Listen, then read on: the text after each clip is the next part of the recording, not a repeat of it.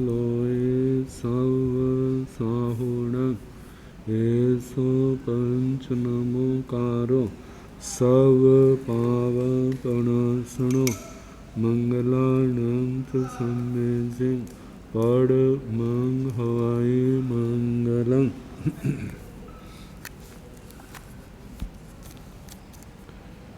जिन शासन जिन वाणी सदा जयवंत हो, श्रवण संग सदा अविचल मंगल हो। मुक्ति को प्राप्त श्रमण भगवान महावीर स्वामी, उनकी परम पावन कल्याणी भागवती वाणी, वाचक प्रमुख श्री इंदर भूति गौतम आदि गणधर भगवंत, युग प्रधानाचार्य परम पूज्य श्री सुधर्मा स्वामी जी महाराज, उनकी परम पावन पाठ परंपरा, वर्तमान आचार्य ध्यान योगी परम पूज्य श्री शिव मुनि जी महाराज एवं गुरुजन सबके पावन चरण सरोजों में मेरा अनंत अनंत वार वंदना नमस्कार। आगम परिषद में विराजमान वरिष्ठ मुनिराज, अन्य मुनिवृंद, परमादरणीय भगवती स्वरूपा महासाध्वी जी, श्री स्थानं सूत्र की वाचना प्रारंभ है। शनिवार को चतुर्थ स्थान का चतुर्थ उद्देश्यक समाप्त हुआ। अब पांचवा स्थान प्रारंभ होगा, तो इसमें पांच पांच की बातों का संग्रह है। तो इसमें सबसे पहले 5 महाव्रत और 5 अणुव्रतों का वर्णन आ रहा है। पंच महबया पणत्ता तंजाहा सब्बाओ पाणाई वायाओ बेरमण ज्याव सब्बाओ परिगहाओ बेरमण पंचाणुवया पणत्ता तंजाहा थूलाओ पाणाई वायाओ वेरमण थूलाओ मूसा वायाओ वेरमण थूलाओ अदिन्ना दानाओ वेरमण सदार संतोषे इच्छा परिमाणे।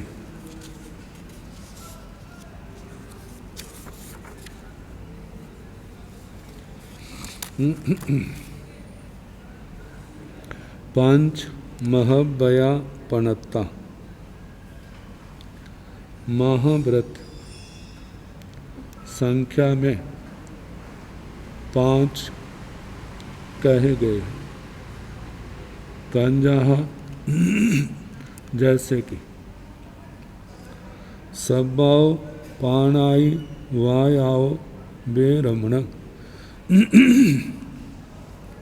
सर्व प्रकार के प्राणातिपात से विरमण विरत होना। जहाँ पर सब्बाओ पाणाई वाया 5वीं विभक्ति का एक वचन, तो वेरमणम विरमणम विरत होना। प्राणातिपात इससे अलग होना। अलग होने में 5वीं विभक्ति का प्रयोग किया जाता है। तो सब्बाओ पाणाई वायाओ वेरम जितने भी प्रकार का प्राणातिपात, समस्त जितने संसार के जीव हैं उनके प्राणों का अतिपात, जो संसार के जीव जानकर या अनजानेपन में करते हैं या होता है, उससे विरत होना। महाव्रत का रूप तभी बनता है जब 3 कर्ण 3 योग से आत्मा इससे निवृत्त होता है। जहाँ पर प्राणातिपात शब्द का प्रयोग हुआ है। आत्मा का तो घात नहीं होता, आत्मा का तो मरना नहीं होता, आत्मा का तो जन्म नहीं होता, लेकिन प्राणों का विनाश समय समय पर जीव करते भी हैं और होता भी है। कहा जाता है एक तो किसी भी प्राण की स्थिति जितनी है वो समाप्त हुई है और उसके कारण से जीव ने भव को पूर्ण किया है, जहाँ वो स्वयं बीमारी आदि के द्वारा नष्ट हुआ है, उसको न ग्रहण करके जहाँ पर जब अपने प्रमाद के कारण किसी के प्राणों को नष्ट करता है, जो 10 प्रकार के प्राण हैं, श्रोत्र इंद्रिय बल प्राण, चक्षु इंद्रिय बल प्राण, घ्राण इंद्रिय बल प्राण, रसना इंद्रिय बल प्राण, स्पर्श इंद्रिय बल प्राण, मन बल प्राण, वचन बल प्राण, काय बल प्राण, श्वासोश्वास बल प्राण और आयुष्य बल प्राण। इनका जो विनाश है उससे विरत होना, किसी भी प्राणी के प्राणों के विनाश से विरत होना 3 करण 3 योग से, वही महाव्रत कहा जाता है। तो सर्व प्रकार के प्राणातिपात से विरमण, ये पहला महाव्रत। अब दूसरा है थूलाओ जाव शब्द दिया है, सब्बाओ मूसा वायाओ वेरमणु, जितने भी प्रकार का मृषावाद है, असत्य वचन है, असत्य वचन योग है, उससे विरमण करना, उससे विरत होना, किसी भी प्रकार का असत्य वचन नहीं बोलना। कहा जाता है एक व्यवहारिक असत्य है, एक निश्चय असत्य। व्यवहारिक जो लोक में प्राय करके प्रयोग होता है, आपने जो काम किया है नहीं किया है, तो किया है तो कह देना नहीं किया, नहीं किया है तो कह देना कह दिया न किया है, आपने ऐसा कहा था कह दिया नहीं कहा था, नहीं कहा था कह दिया कहा था, ये व्यवहार में आता है। निश्चय में जो असत्य है मृषावाद, जिन्न वाणी से विपरीत बोलना, सिद्धांत शास्त्रों से आगमों से विपरीत बोलना, विपरीत प्ररूपणा करना। कहा जाता है कोई भी मृषावाद भयंकर तो है, लेकिन जो आगम से विरुद्ध बोलना ये तो महाभयानक है, दुर्लभ बुद्धि पने का कारण है। तो दूसरा महाव्रत है सर्व प्रकार के, चाहे वो लौकिक असत्य हो, चाहे वो लोकोत्तर असत्य हो, इन सब से निवृत्त होना। तो सर्व प्रकार के मृषावाद से विरत होना, सर्व प्रकार के मृषावाद का परित्याग करना, ये दूसरा महाव्रत। तीसरा है सब्बाओ अदिन्ना दानाओ वेरमो, सर्व प्रकार का अदत्ता दान। अदत्त जो वस्तु दी नहीं दी गई, जो अदत्त है किसी के द्वारा दी नहीं गई, उसका आदान ग्रहण करना, वो अदत्ता दान है। दत्ता दान जो किसी ने दिया और उसको ग्रहण किया, वह है दत्ता दान। और जो किसी के द्वारा दिया नहीं गया, दूसरे के अधिकार में है, उसको ग्रहण करना अदत्ता दान है। तो कहा जाता है छोटे तिनके से भी लेकर के बड़ी वस्तु तक, कोई भी वस्तु साधु साध्वी को आवश्यकता पड़ती है तो उसके स्वामी के उसकी अनुज्ञा लेकर के, आज्ञा लेकर के वो वस्तु कल्पनीय है, साधु जीवन के अनुकूल है, गुरुओं की आज्ञा है, भगवान की आज्ञा है तो ग्रहण कर सकता है। यदि भगवान गुरुओं की आज्ञा नहीं है तो कहा जाता है चाहे वो अचित भी वस्तु क्यों ना हो, वो गृहस्थ देता भी क्यों ना हो, तो भी उसको ग्रहण नहीं करना। तो कहा जाता है जो अदत्त वस्तु है, जो दूसरे के द्वारा दी गई नहीं गई है, तो उसका ग्रहण करना वह अदत्ता दान है। तो तीसरे महाव्रत में कहा कि सब्बाओ अदिन्ना दानाओ वेरमणम, जितने भी प्रकार का अदत्त वस्तुओं का ग्रहण है उससे विरत होना, उसका परित्याग करना, 3 कर्ण 3 योग से, ये तीसरा महाव्रत है। और चौथा है सब्बाओ मिहुनाओ वेरमणम, सर्व प्रकार के मैथुन से विरत होना। कहा जाता है न प्रकार का उदारिक संबंधी, न प्रकार का वैक्रिय संबंधी। उदारिक शरीरों में मनुष्य संबंधी, त्रियंच संबंधी, वैक्रिय शरीरों के वैक्रिय से संबंधित, देव देवी संबंधी, जितने भी प्रकार का है, मतलब 9 प्रकार का हो जाता है मैथुन। सेवन करना, कराना, करते को अच्छा जानना, मन से, वचन से, काया से। उदारिक शरीर संबंधी, वैक्रिय शरीर संबंधी 18 प्रकार का हो जाता है। तो कहा जाता है इस सब 18 प्रकार के कुशील का, मैथुन का 3 कर्ण 3 योग से परित्याग करना, ये चौथा महाव्रत है।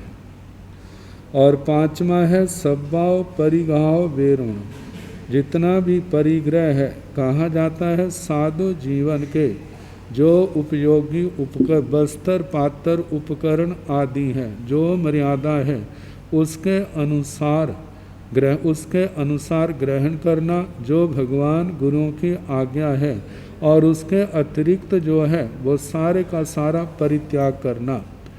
जो वर्तमान अपने पास है उसके प्रति भी आसक्ति का त्याग करना, और जो आवश्यकता से अतिरिक्त है, गुरुओं के द्वारा जो अनुज्ञात नहीं है, उस सब प्रकार के परिग्रह का परित्याग करना। ये क्या है? 5वां महाव्रत सब्बाओ परिगहाओ वेरमण, सर्व प्रकार के परिग्रह से विरत होना। तो इस प्रकार 5 महाव्रतों का वर्णन हुआ। अब इसके आगे 5 अणुवया पणता तंजहा, 5 अणुव्रत कहे हैं, जैसे कि स्थूलाओ पाणाई वायाओ वेरमण, स्थूल प्राणातिपात से विरमण। श्रावक श्राविकाओं का पूर्ण रूप से पाप से परित्याग संभव नहीं है, तो उनके लिए एक मर्यादा रख दी। जैसे कहा जाता है त्रस चलता फिरता प्राणी हो, त्रस जीव हो, निरपराधी हो, तो ऐसे जीव को जानबूझ के नहीं मारना। और स्थावर प्राणियों को भी अनर्थ हिंसा से बचना। दूसरी जो है उस हिंसा का परित्याग करना। तो कहा जाता है थूलाओ पाणाई वायाओ वेरवण, जितने प्रकार की भी मोटी हिंसा है उससे विरत होना। छोटी हिंसा है उसका विवेक, उससे बचने का प्रयास करना, और जो मोटी हिंसा है उसका तो परित्याग करना।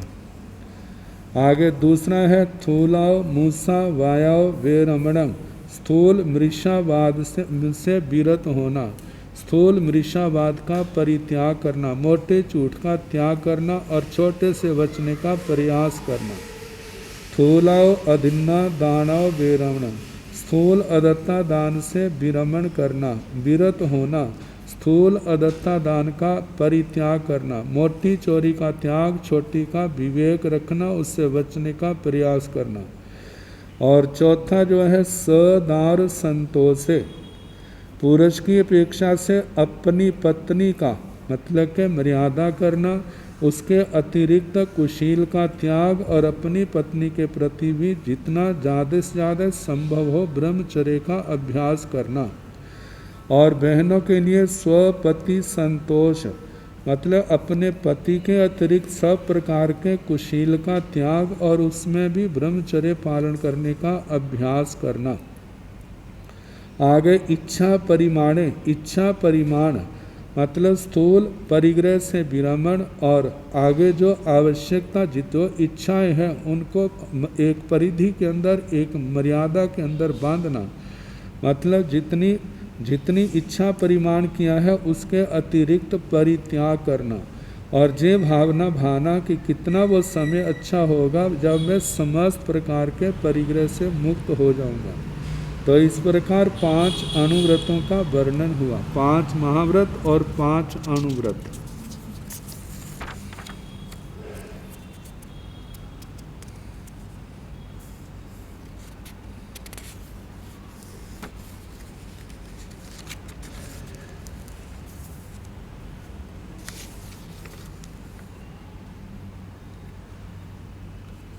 अब इसके आगे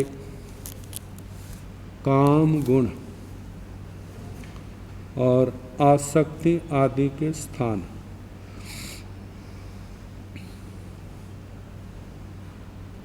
पंच बन्नापणता तंजाह किणः नीला लोहिया हालिदा सुखीला।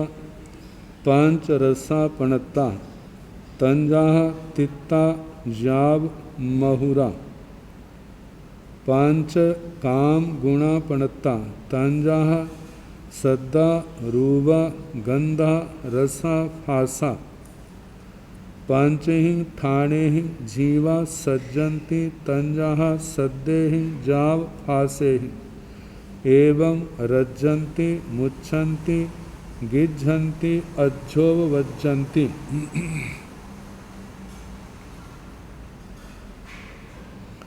पंचहि ठाणेहि जीवा बिणिघायम आवज्जन्ति तंजाह सद्देहि जाव फासेहि।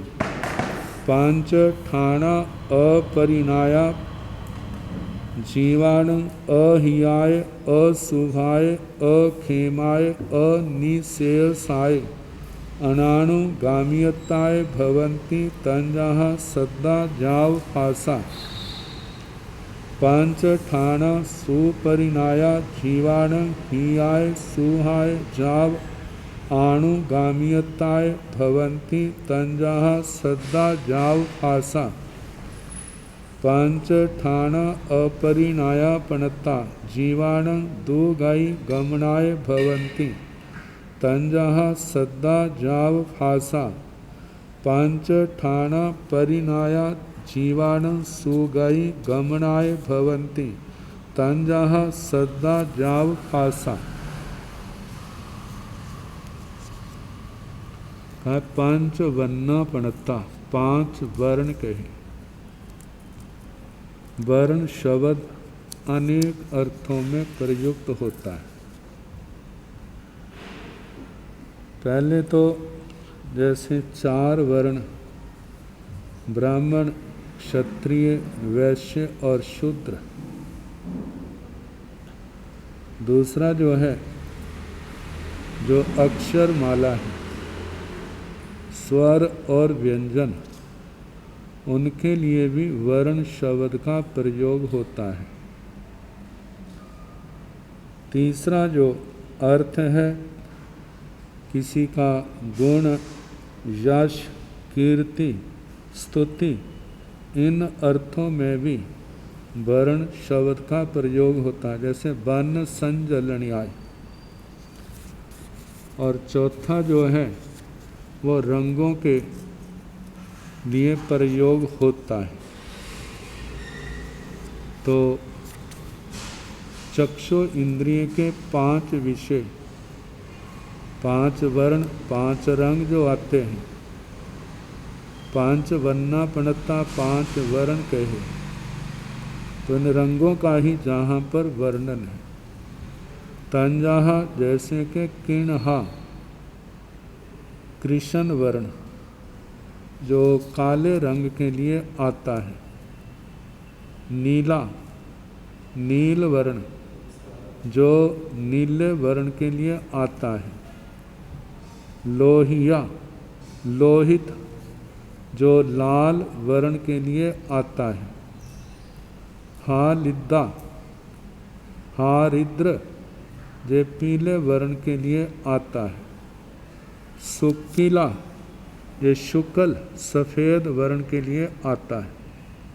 तो इस प्रकार पांच वर्ण कहे हैं काला नीला लाल पीला और सफ़ेद। पांच रसापणता जैसे पांच वर्ण कहे हैं इसी प्रकार पांच रस भी कहे हैं। तंजाह तित्ता जाव महुरा। तित्ता तिक्त तिखे कड़वे कसैले मधुर खट्टे खट्टे मधुर ये पांच प्रकार के रस कहे। आगे बताया है पंच काम गुणापणता, 5 काम गुण कहे। तंजहा सद्दा रूपा गंधा रसा फासा, जैसे कि सद्दा शब्द, रूपा रूप, गंधा गंध, रसा रस, फासा स्पर्श। काम गुण इनको इसलिए कहा जाता है, कामयन्ते, जीव जो है संसारी जीव इनकी कामना करते हैं, इनकी इच्छा करते हैं। इनमें प्रथम जो है शब्द और रूप, भगवती सूत्र में इनको काम कहा है। गंध रस स्पर्श को भोग कहा है।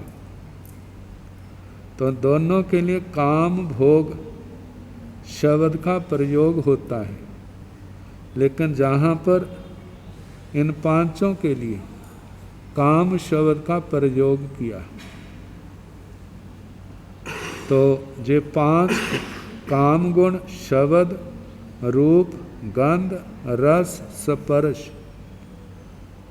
तो आगे बताया है पंचहिंग ठाणेहिंग जीवा सज्जंती तंजहा। पंचहिंग ठाणेहिंग, 5 कारणों से, 5 स्थानों से जीवा जीव सज्जंती आसक्त होते, मतलब फंस जाते हैं। तंजहा जैसे कि सद्देहिंग जा फासे, ये 5 जो इंद्रियों के विषय हैं, शब्द रूप गंध रस स्पर्श। शास्त्रों में भी श्री उत्तराधीन सूत्र के अंदर वर्णन आता है, कामानुगिद्धि पहवंकु दुखम, जितने भी संसार के दुख हैं ये काम वृद्धि के कारण ही पैदा हुए। जब जब आत्मा स्वभाव से विभाव में आता है, इन विषयों की ओर आकृष्ट होता है, फिर उसके लिए अनेक प्रकार के छल प्रपंच पाप इनका आचरण करता है। कहा जाता है इन विषयों से आत्मा की तृप्ति तो नहीं होती, जिस पुण्य के कारण से मिलते हैं वो समाप्त हो जाते हैं और पाप कर्म इकट्ठे कर लेते हैं, और उसके बाद जीवों के दुखों की श्रृंखला जो है शुरू हो जाती है। तो बताया कि ये 5 इन स्थानों में जीव जो है आसक्त होते हैं। तंजहा जैसे कि सद्देहिंग जाव फासे, शब्द रूप गंध रस स्पर्श इनसे इनमें आसक्त होते हैं। एवं रज्जंती, इसी भाव को बताने के लिए कहा रज्जंती अनुरक्त होते हैं। मुच्छन्ति मूर्छित होते हैं, मतलब सब कुछ जैसे मूर्छा में व्यक्ति बेभान हो जाता है, इसी प्रकार जब ये मिलते हैं तो सब कुछ भूल जाते हैं, उसी के अंदर लीन हो जाते हैं। गिज्झन्ति गृद्ध हो जाते हैं, उनको छोड़ने का भाव नहीं। मानो कोई जबरदस्ती छुड़ा भी दे, वो होगा तो दूसरे स्थान पर, लेकिन उसका ध्यान उन इन्हीं काम भोगों के अंदर शब्द रूप गंध रस स्पर्श की ओर होगा। अज्जोव वज्जंती, अध्युपपन्न, अत्यंत आसक्त होते, मतलब इतना आगे बढ़ जाते हैं और सोचते हैं जे है तो हमारा जीवन है, जे नहीं है तो बस हमारे जीने का क्या फायदा, मृत्यु तक को भी प्राप्त हो जाते। तो इन 5 कारणों में संसार के जीव फंसते। शास्त्रों के अंदर ये भी फरमाया है श्री उत्तराधीन सूत्र के 32वें अध्याय में, जे काम भोग जे किसी का कुछ नहीं बिगाड़ते, ना किसी में गुण पैदा करते हैं। व्यक्ति अपने गुण दोष के कारण यदि आत्मा के अंदर इनके प्रति आसक्ति है, राग द्वेष है, तो फंस जाते हैं। लेकिन जो आत्मा बीत राग भाव में है, ये गुण उनका कुछ भी बिगाड़ते नहीं है। मतलब व्यक्ति अपने राग द्वेष के भावों से इनके अंदर उलझ जाता है और फंस जाता है, दुर्गतियों की तैयारी कर लेता है, संसार में भटकता है। तो कहा इन 5 कारणों में जीव आसक्त होते हैं। आगे फिर कहा जा रहा है, पंचहिंग ठाणेहिंग जीवा बिणी घायम आवज्जंती तन जहाँ सद्देहिंग जाव फासे। इन 5 स्थानों में, इन 5 स्थानों के सेवन से ही जीवा जीव बिणी घायम, बिनी घात, बिनी घात का मतलब विनाश, उसको प्राप्त आवज्जंती आपद्यन्ते प्राप्नुवन्ति प्राप्त होते हैं, विनाश को प्राप्त होते हैं। तन जहाँ जैसे कि सद्देहिं जा फासे, वही 5 काम गुण शब्द रूप गंध रस स्पर्श। फिर आगे बताया जा रहा है ऐसे इन 5 काम गुणों कैसे विनाश को प्राप्त होते हैं। तो इसके संबंध में कहा जाता है एक दृष्टांत के रूप में, रक्त शब्द हरिण, हिरण शब्द में अनुरक्त है, स्पर्शे नागो, हाथी स्पर्श में, रसे च वारी चरे, रस में मछलियां आदि, कृपण पतंगो रूपे, कृपण अज्ञानी वो पतंगा रूप में, भुजगो गंधे सर्प गंध में, ननु विनष्ट है। मतलब जो एक एक प्राणी एक एक विषय में अनुरक्त है और उस अनुरक्ति के कारण से वो क्या हो गए, विनष्ट हो गए। कहते जो पंचसु रक्ता पंच विनष्टा जत्रा गृहित परमार्था। कहते जो हिरण, हाथी, मछली, पतंगा, सर्प, इन्होंने अगृहित परमार्था, इन्होंने परमार्थ को प्राप्त नहीं किया, इनको समझ नहीं है। इसलिए पंचसु रक्ता, इन 5 विषयों में रक्त होने के कारण क्या हो गए, ये 5 ही विनष्ट हो गए। एक है पंचसु रक्त प्रजाति भस्मांतता मूढ़ है। कहते हैं एक मूढ़ व्यक्ति इन 5 ही विषयों में जो अनुरक्त है, तो उसकी तो भस्म ही होगी, उसका क्या बचेगा, कुछ भी नहीं। इसलिए भगवान संवेग का, निर्वेद का उपदेश देते हैं, संयम तप का मोक्ष मार्ग बताते हैं। यदि उन शाश्वत सुख की चाहना है, इनको सदा के लिए पार करना है, तो इनसे पीछे हटे। तो आगे बताया है, पंच ठाणा अपरिणाया जीवाण अहियाय अशुभाय अखेमाय अनिश्रेयसाय अणानुगामीयताय भवन्ति तंजाहा सद्दा जाव फासा।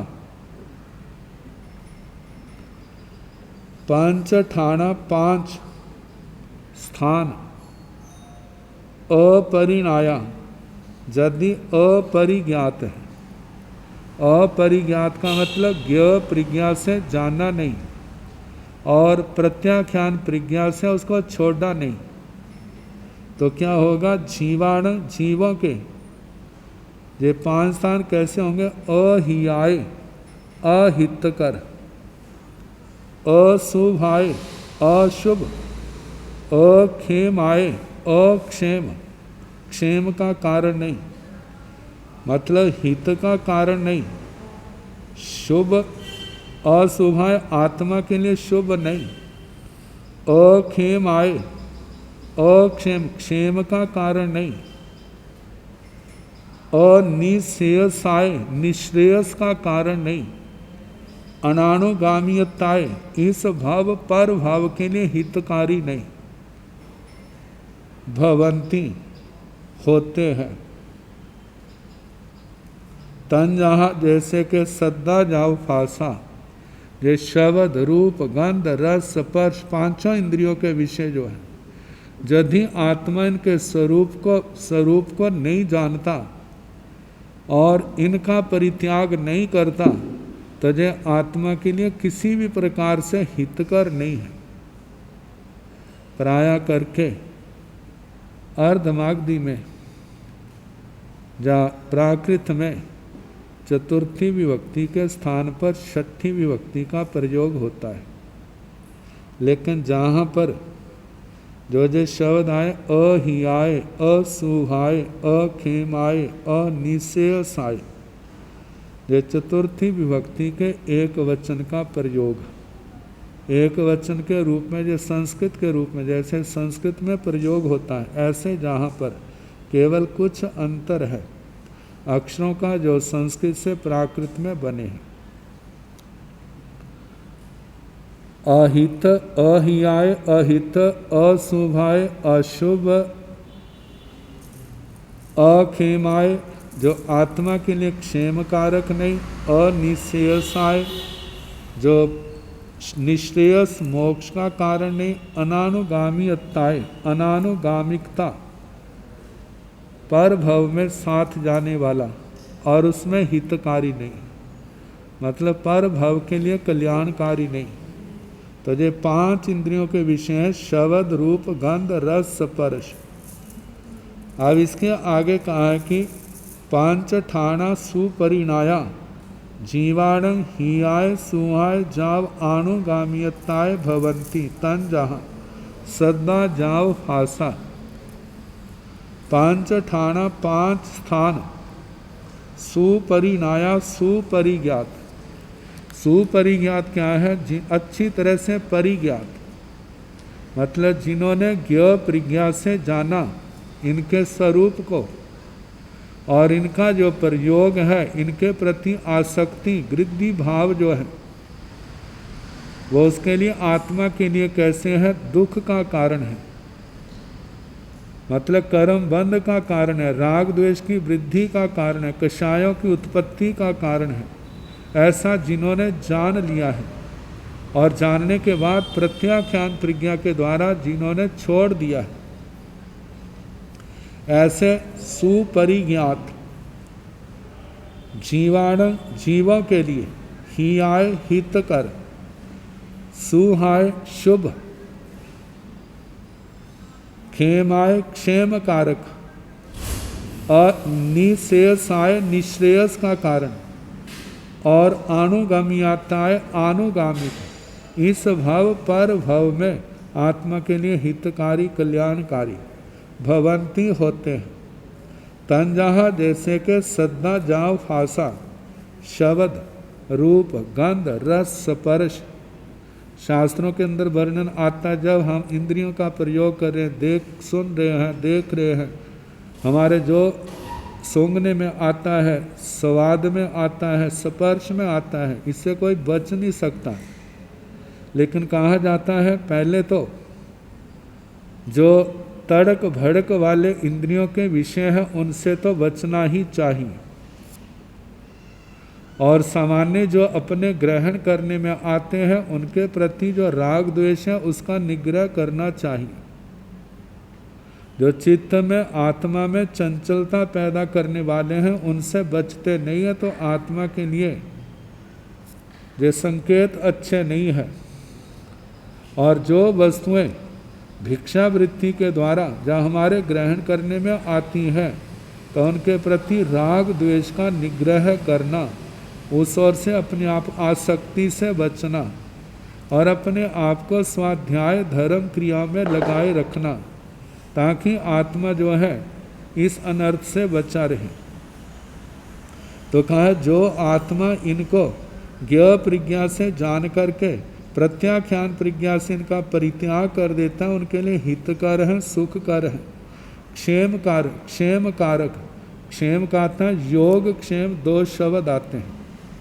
योग आता है जो वस्तु अपने को प्राप्त नहीं है उसका प्राप्त होना, और क्षेम आता है जो प्राप्त है उसकी रक्षा करना।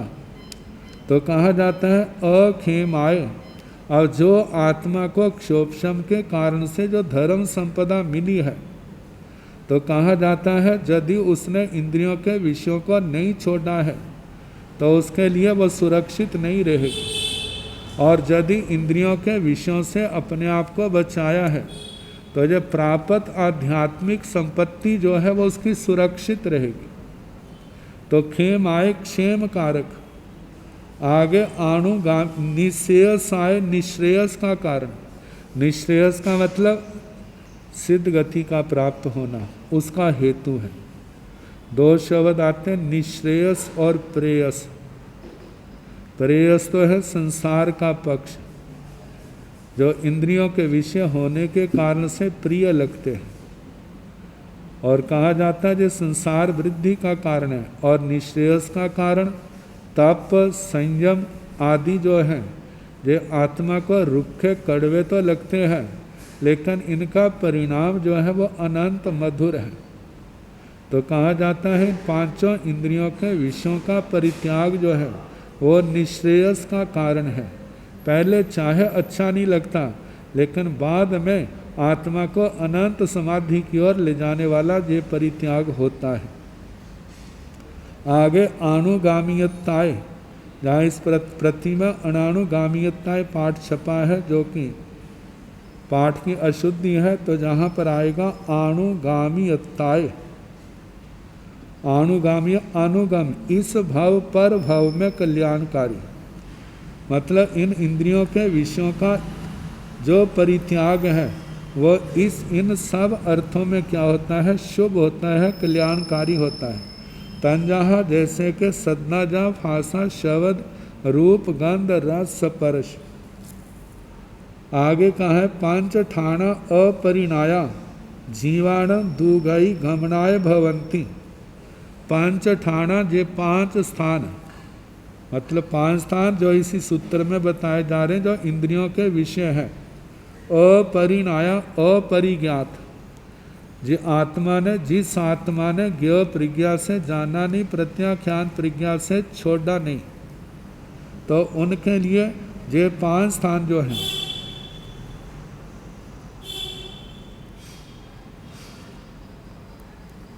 Recording in progress.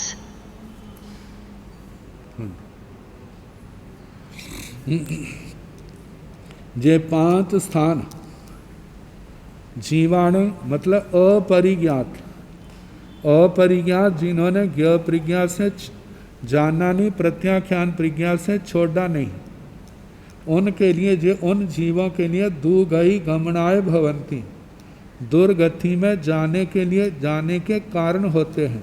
तंजहा जैसे के वो पांच स्थान कौन से, जही सद्दा जाव फासा शब्द रूप गंध रस स्पर्श।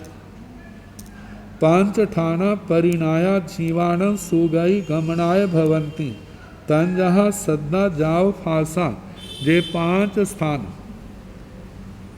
पंच ठाना पांच स्थान, परिणाया परिज्ञात, परिज्ञात ज्ञ प्रज्ञा से जाना और प्रत्याख्यान प्रज्ञा से छोड़ा, तो ऐसे जो है जीवाणु जीवों के लिए सुगई गमनाय भवंती, सदगति में गमन का हेतु होते हैं। तंजहा जैसे कि सद्दा जाव फासा शब्द रूप गंध रस और स्पर्श।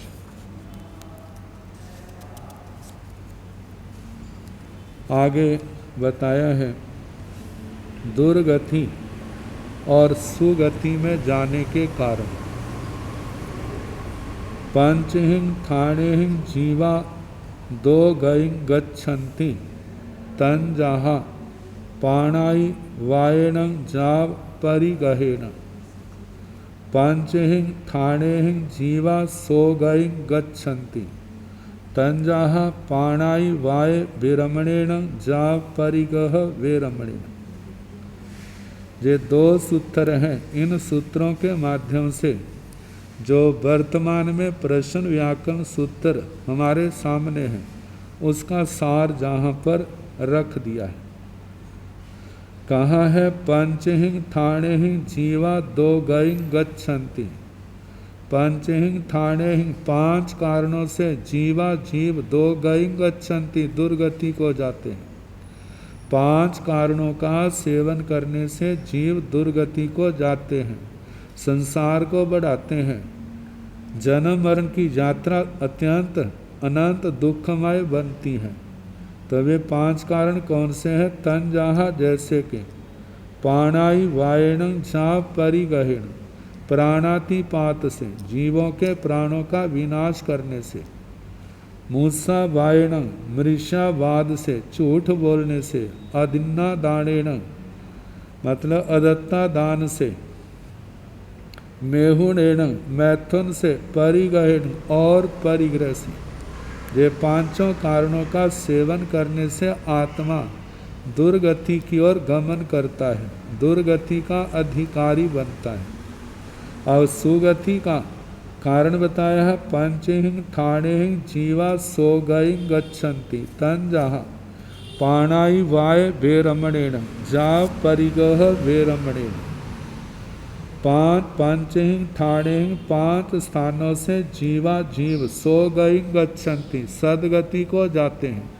तंजहा जैसे के पाणाई वाय विरमणेन प्राणातिपात का परित्याग करने से। मूसा वाय विरमणेन मृषावाद का परित्याग करने से। मृषावाद का परित्याग करने से। अदिन्ना दान विरमणेन अदत्ता दान का त्याग करने से। मैहुन विरमणेन वेरमणेन मैथुन का परित्याग करने से। और परिग्रह वेरमणेन परिग्रह का परित्याग करने से। कहा जाता है जितनी भी आत्मा की साधना है जब तक इनका परित्याग नहीं करते आत्मा को कहीं सफलता मिलने वाली नहीं है। इन 5 महाव्रतों का गौरव गाथा कहते हुए भगवान ने इन 5 महाव्रतों को भगवान का रूप दिया है। देखा जाए तो भगवान तो किसी को भगवान नहीं बना सकते, लेकिन भगवान ने जो धर्म का है महाव्रत रूप, मतलब प्राणातिपात आदि आश्रमों का परित्याग करना और अहिंसा प्राणातिपात विरमण, अहिंसा सत्य स्नेह ब्रह्मचर्य अपरिग्रह है, इन व्रतों का जो उपदेश दिया है इस उपदेश का पापों का त्याग करना और संबर रूप महाव्रतों का सेवन करने से आत्मा एक दिन भगवान के स्वरूप को प्राप्त हो जाता है। 8 कर्मों के बंधन से सदा सदा के लिए मुक्त हो जाता है। इसलिए भगवान ने कहा है कि संयम का पालन करने में आत्मा को प्रमाद नहीं करना चाहिए। कर्मों के बंधनों को तोड़ने में, तपस्या के पालन करने में, आराधन में प्रमाद नहीं करना चाहिए, क्योंकि ये प्रमाद जो है आत्मा को संसार से निकलने से रोकता है। और जब प्रमाद को छोड़ देते हैं तो संबर और निर्जरा की उत्कृष्ट आराधना होती है। कर्मों का बोझ उतरता है, कर्मों के बंधन टूटते हैं, आत्मा निर्मल होती है, आत्मा के गुणों का विकास होता है। वास्तव में देखा जाए आत्मा का जो ऊर्ध्वारोहण है। तो इसलिए कहा जाता है 5 कारणों से जीव दुर्गति को जाते हैं और 5 कारणों से आत्मा सुगति को जाती है। आगे कहा है 5 परिमाओ पणत्ताओ।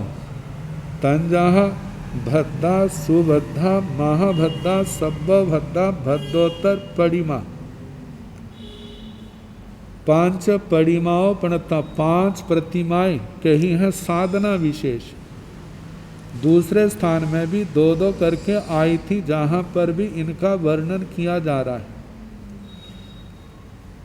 तो 5 प्रतिमाएं कही हैं तंजाहा जैसे कि भद्दा भद्रा, सुभद्दा सुभद्रा, महाभद्दा महाभद्रा, सब्बो भद्दा सर्वतो भद्रा, भद्दोत्तर परिमा भद्रोत्तर प्रतिमा। तो इनमें जो सबसे पहली भद्रा प्रतिमा है उसका स्वरूप बताया है कि चारों दिशाओं में 4-4 पहर तक कायोत्सर्ग करना जे भद्रा प्रतिमा मानी जाती है। मतलब पूर्व दिशा में 4 पहर तक, मतलब सुबह शुरू किए तो शाम तक पूर्व दिशा की ओर खड़े होकर के या जो भी इसका विधान है, मतलब एक आसन में स्थित हो करके उस ओर मुख करके ध्यान आदि की साधना करना। ऐसे 4 पहर पूर्व दिशा में, 4 पहर दक्षिण दिशा में, 4 पहर पश्चिम दिशा में और 4 पहर उत्तर दिशा में। तो इस प्रकार 2 दिन इसकी साधना करने में साधक को लग जाते हैं। दूसरी प्रतिमा जो है सुभद्रा, सुभद्रा के संबंध में प्राचीन आचार्यों का ऐसा अभिमत है कि जे इसका स्वरूप हमारे जानने में नहीं आया, तो इस करके लिखा नहीं गया। लेकिन आगे शुल्लिका सर्वतोभद्रा मतलब आगे आया है, तो उसके संबंध में कहा है कि इसका ऐसा रूप दूसरे प्रकार से हो सकता है। तो सुभद्रा प्रतिमा की जो स्थापना की है दूसरे प्रकार से, तो कहा जाता है जैसे सर्वतोभद्र यंत्र होता है उसके अनुसार ये तपस्या की जाती है। जैसे आनुपूर्वी की तरह जैसे 5 मतलब 25 स्थान बनाए जाते हैं और एक लाइन में 5-5 स्थान बनाए जाते हैं, 5 लाइनें होती हैं। तो पहली लाइन जो है उपवास पारना, फिर बेला पारना, तेला पारना, चौला पारना, फिर पंजोला पारना। तो ऐसे पहली लाइन पूर्ण हुई। फिर उसके बाद दूसरी लाइन तेले से प्रारंभ की जाती है। तेला पारना, चौला पारना, पंजोला पारना, फिर व्रत करके पारना करना, फिर बेला करके पारना करना। इस प्रकार ये दूसरी लाइन पूर्ण हुई। तीसरी लाइन पंजोले से शुरू करते हैं। पंजोला पारना, व्रत पारना, बेला पारना, तेला पारना, चौला पारना। चौथी लाइन जो है बेले से शुरू करते हैं। बेला पारना, तेला पारना, चौला पारना, पंजोला पारना, व्रत पारना। पांचवी लाइन चौले से प्रारंभ करते हैं। चौला पारना, पंजोला पारना, व्रत पारना, बेला पारना, तेला पारना। इसको जो है हम देखें अंतकृत दशांग के अनुसार सर्वतोभद्र प्रतिमा कहते हैं। तो इसके दिन तपस्या के 75 आते हैं और पारने के 25 आते हैं। तो इस प्रकार सर्वतोभद्रा को सुभद्रा प्रतिमा के रूप में लिखा है। तीसरी प्रतिमा जो है महाभद्रा, महाभद्रा इसमें भी चारों दिशाओं में ध्यान किया जाता है, लेकिन इसका एक दिशा का जो कालमान है वह एक अहोरात्र का है। मतलब दिन रात एक दिशा पूर्व दिशा में ध्यान करना, कायोत्सर्ग करना, ऐसे दक्षिण दिशा में एक अहोरात्र, पश्चिम दिशा में और उत्तर दिशा में, चारों दिशाओं में एक एक अहोरात्र का ध्यान जहाँ कायोत्सर्ग किया जाता है। तो ये महाभद्रा प्रतिमा की साधना का स्वरूप है, जिसमें 4 दिन अहोरात्र लगते हैं। अब इसके आगे महाभद्रा आई है, ये जो 4 दिन की बताई है। इसके आगे सब्बोभद्रा, सर्वतोभद्रा। सर्वतोभद्रा में बताया है 10 दिशाओं में एक एक अहोरात्र कायोत्सर्ग करना होता है। तो ये सर्वतोभद्रा है। इसकी साधना में 10 दिन लगते हैं। तो मतलब कि 10 दिन जो है 4 दिशाओं के, 4 विदिशाओं के, एक अधो दिशा, एक ऊर्ध्व दिशा। जैसे पूर्व दिशा है एक अहोरात्र, फिर आग्नेय कोण है एक अहोरात्र, दक्षिण दिशा एक अहोरात्र, फिर आगे आग्नेय नैऋत्य कोण है उसका एक अहोरात्र, फिर पश्चिम दिशा उसका एक अहोरात्र, फिर आगे वायव्य कोण उसका एक अहोरात्र, उत्तर दिशा एक अहोरात्र, ईशान कोण एक अहोरात्र। तो ऐसे जो 8 4 दिशाएं, 4 विदिशाओं का एक एक अहोरात्र, एक अधो दिशा का और एक जो है ऊर्ध्व दिशा का, इस प्रकार 10 दिन का समय लगता है सर्वतोभद्रा में, इस प्रतिमा में।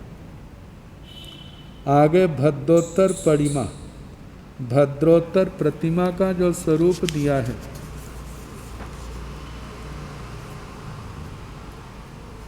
जहाँ पर टीका में सर्वतोभद्रा का एक रूप दिया है, जो सुभद्रा प्रतिमा का कहा, जो 100 दिन में होती है। और इसका दूसरा भेद जो कहा है वह महति सर्वतोभद्रा है, तो वैसा ही, लेकिन जहाँ पर एक एक लाइन में 7-7 घर बनाए जाते हैं और 7 लाइनें, तो जिसमें 1 से लेकर के 7 तक बढ़ा जाता है। और ऐसे जो है पहले 1 से लेकर 7 तक, पहली लाइन में तो क्रमशः बेही रूप हैं, व्रत है, बेला है, तेला है, चोला है, पंजोला है, 6 हैं, 7 हैं। दूसरी लाइन चोले से प्रारंभ होती है, 4 दिन का, 5 दिन का, 6 दिन का, 7 दिन का, फिर व्रत, बेला, तेला। तीसरी लाइन 7 से प्रारंभ होती है, फिर 1 से लेकर 6 तक।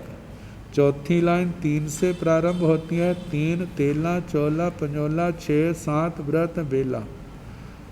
आगे 5वीं लाइन जो है 6 से प्रारंभ होती है, 6, 7, व्रत, बेला, तेला, चोला, पंजोला। छठी लाइन बेले से प्रारंभ होती है, 2, 3, 4, 5, 6, 7, 1। 7वीं लाइन पंजोले से शुरू होती है, 5, 6, 7, 1, 2, 3, 4। इस तपस्या में तपस्या के दिन 196 है और पारने के दिन जो है 49 आते हैं। इसको महति भद्रा प्रतिमा कहा जाता है। ऐसे भद्रोत्तर परिमा, भद्रोत्तर प्रतिमा का रूप, इसके भी 2 रूप कहे, क्षुल्लिका और महति। क्षुल्लिका जो है इसके अंदर, इसका भी अंतकृत सूत्र में वर्ण, मतलब काली आदि रानियों के अधिकार में इनका आता है। तो भद्रोत्तर प्रतिमा का स्वरूप बताया है, जो पंजोले से शुरू होती है और 9 तक संख्या चलती है। इसके भी 25 स्थान बनाए जाते हैं, एक लाइन में 5-5। तो पंजोले से शुरू हुई, पंजोला, पारना, 6 पारना, 7 पारना, 8 पारना, 9 पारना। दूसरी लाइन में 7 व्रत पारना, 8 व्रत पारना, 9 व्रत पारना, 5 व्रत पारना, 6 व्रत पारना। तीसरी लाइन 9 से शुरू होती है, 9 व्रत पारना, 5 व्रत पारना, 6 व्रत पारना, 7 व्रत पारना, 8 व्रत पारना। चौथी लाइन 6 से प्रारंभ करते हैं, 6 व्रत पारना, 7 व्रत पारना, 8 व्रत पारना, 9 व्रत पारना, 5 व्रत पारना। और 5वीं लाइन 28 से शुरू करते हैं, 8 व्रत पारना, 9 व्रत पारना, 5 व्रत पारना, 6 व्रत पारना, 7 व्रत पारना। इसमें तपस्या के 105 दिन है, पारने के 25 दिन आते हैं।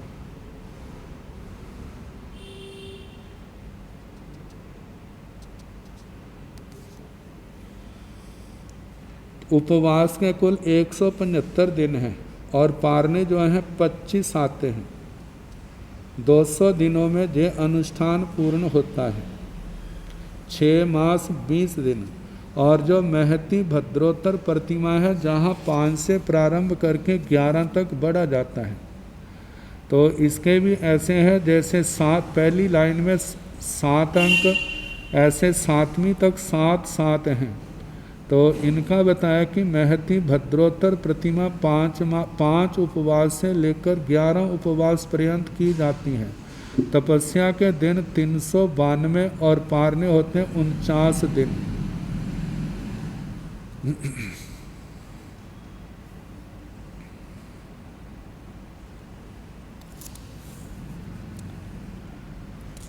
तो इस प्रकार ये 5 प्रकार की प्रतिमाओं का वर्णन हुआ। अब इसके आगे कल जैसे होगा उसके अनुसार कराने का प्रयास किया जाएगा। अब थोड़ी देर हम प्राकृत व्याकरण कर ले।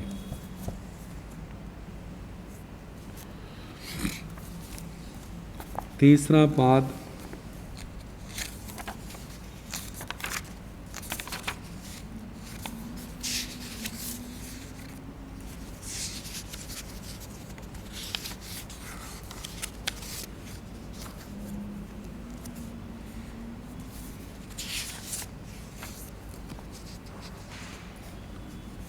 ग्यारहवां सूत्र हुआ था। अब इसके आगे 12वां सूत्र है यश यस शास नसी तो दो द्वामी दीर्घ एषु अतो दीर्घो भवति। एषु इन प्रत्ययों के परे होने पर पूर्व के स्वर को अकार को दीर्घ होता है। तो जहाँ पर सबसे पहले जस और शस के रूप देते हैं जो पहले सिद्ध कर किए हैं, जैसे बच्चा मतलब जस और शस का जस बच शब्द से जस और शस प्रत्यय किए तो पूर्व में सूत्र आ चुका है जस शसोर लुक। जश और शश प्रत्ययों का लोप होता है, तो लोप करने से पहले इस सूत्र से पूर्व के अकार को दीर्घ कर दिया। दीर्घ करने के बाद जस और शस का लोप कर देते हैं। तो जस और शस का लोप जो है वो आकार के बाद हो तभी होता है, लेकिन जस और शस को जहाँ पर मान लोप होने पर भी मानने उनको मानना है और मान करके पूर्व के स्वर को दीर्घ करना। तो इस प्रकार प्रथमा के बहुवचन में बच्चा रूप बनता है और द्वितीया के बहुवचन में दो रूप बनते हैं, बच्चा और बच्चे। तो बच्चा जो है जिस समय जस का लोप हुआ तो जब अ को दीर्घ किया तो बच्चा बना, जब दीर्घ नहीं किया तो टाण शस्येत जो आगे सूत्र आता है उसे जो तीसरे पाद का 14वां सूत्र है उससे अकार को एकार कर देते हैं, जिससे बच्चे रूप बन जाता है। तो बच्चे का रूप जो है पहले बता चुके हैं चौथे सूत्र में।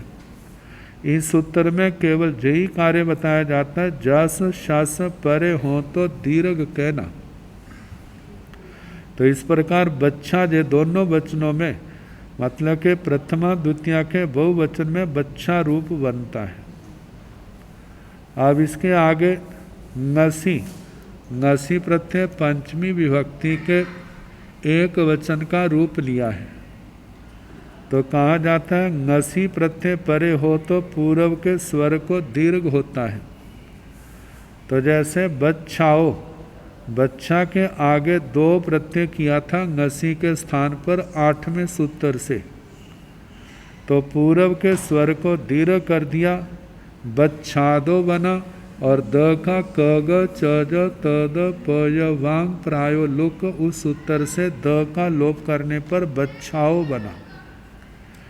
ऐसे बच्च जमा दू था, दू को मान करके इस सूत्र से दीर्घ कर दिया और द का लोप करने पर बच्छाऊ रूप बना।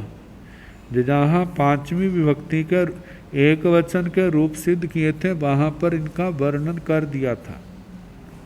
आगे बच्चा ही, जब बच्च शब्द के आगे नसी के स्थान पर ही किया तो नसी के स्थान पर जे तो दो दू ही हिंतो जे प्रत्यय किए थे, तो नसी से जे प्रत्यय ग्रहण किए जाते हैं तो कहा जाता है नसी के अंतर्गत ही को मान करके पूर्व के अ को दीर्घ कर देते हैं, जिससे बच्चा ही ऐसा रूप बनता है।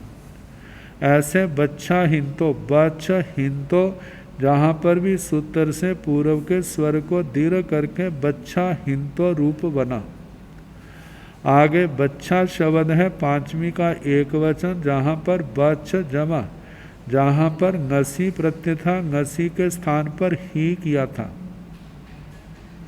तो ही का जहाँ पर लोप कर दिया है, तो उसको मान करके जहाँ पर अ को दीर्घ किया है तो बच्छा रूप बनता है।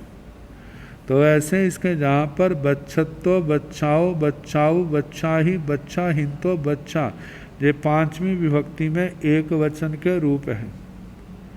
आगे तो, दो, दू, सु, मतलब इनके आगे होने पर भी मतलब के दीर्घ होता है। जैसे वृक्षेभ्य, ये पंचमी विभक्ति के बहुवचन के रूप हैं। वृक्षेभ्य, वृक्ष जमा भ्यास, तो भ्यास के स्थान पर जब जे तो, दो, दू, ही, हिंतो, सुनतो 9वें सूत्र में बताया है, जे आदेश हुए तो के करने पर दीर्घ तो कर दिया, फिर ह्रस्व संयोग से ह्रस्व करके बच्छत्व रूप रहा। आगे जब दो है तो जब भ्यास के स्थान पर दो हुआ है तो बच्छाऊ बना, जब दू हुआ है तो बच्छाऊ ऐसा रूप बना।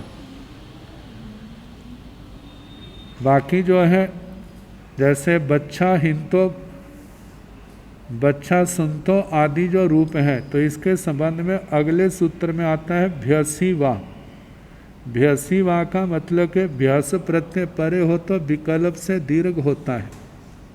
तो जब दीर्घ हो गया तब तो मतलब दीर्घ हो जाएगा, जब नहीं होगा तो उस वहाँ पर अ के स्थान पर भीस भ्यास सुपी आगे सूत्र आता है, उससे एकार करने से दो दो रूप बनते हैं। तो आगे आमी का रूप दिया है। आमी का रूप जो है जैसे बच्छाण, बच्छ जमा आम था, तो आम को न, टा आमोर न, छठा सूत्र है, इससे आम को न करने पर बच्छ जमा न रहा, और जहाँ पर इस सूत्र से दीर्घ करने पर बच्छाण ऐसा रूप बना। तो जहाँ पर ngसीना एव सिद्धे तो दो दु ग्रहण भ्यसी एतो वादनार्थम, मतलब इसका कहा है कि इन सूत्रों को ngसी में आ जाते थे, लेकिन अलग ग्रहण इसलिए किया है क्योंकि भ्यस में एकार को रोकना है। मतलब इन जहाँ पर एकार को रोकना है वहाँ दीर्घ ही। तो ये सारा जो है आगे इसका स्पष्ट होगा, तो फिर जैसे समय होगा आगे कराने का प्रयास। नमो